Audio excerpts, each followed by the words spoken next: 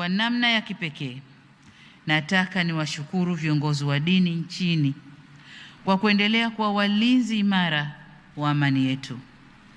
Nchi yetu imeendelea kuwa yenye umoja na mshikamano kwa sababu viongozi wetu wa dini wanajiepusha na mahubiri yenye uchochezi na kuleta mifarakano.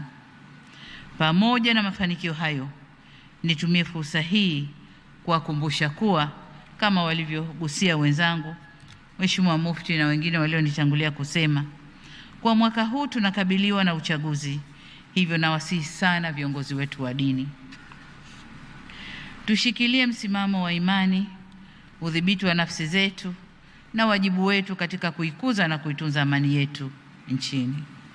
Alikadhalika niwaombe katika madhehebu na makundi yenu mbalimbali muweze kuwadhibiti wale wachache miongoni mwenu walio na mwelekeo wa kuhubiri na kupandikiza chuki kwa wananchi dhidi ya serikali yao. Waache kufanya hivyo. Ni vyema sote tujue kuwa katika mifarakano na hasama hakuna atakayeibuka mshindi, bali kutatokea hasara na majanga. Waheshimiwa viongozi wa dini, jukumu la kusimamia amani nchini ni la serikali kupitia vyombo vya ulinzi na usalama, na kwa upande mwingine ni jukumu la wananchi wote wa Jamhuri ya Muungano wa Tanzania. Kwa kiasi kikubwa, ari na mori za wananchi huchochewa na maelekezo ya viongozi wao wa dini. Kwa msingi huo, nimewiwa kulitupa jukumu la ulinzi wa amani na utulivu wetu nchini mikononi mwenu, waheshimiwa viongozi wa dini. Serikali kwa upande wake tasimamia na kulinda misingi ya katiba ya kuheshimu uhuru wa raia na kuabudu na kuhubiri dini, ila kamwe hatutomvumilia yoyote atakayetumia haki hii kuchochea chuki na uhasama.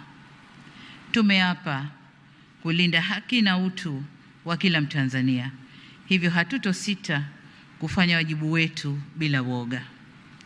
Waswahili husema, chelea mwana kulia basi hulia yeye. Kwa nasi hatuko tayari kulia sisi na tukamwacha mwana atovuke. Mwana yoyote atakayetovuka tashughulika naye ili kulinda wengi wasilie.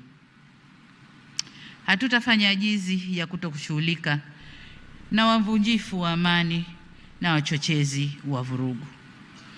Waheshimiwa viongozi wa dini, najua mnajiuliza kwa nini nimechukua muda kuweka mkazo kuhusu kulinda amani na mshikamano kwa Watanzania.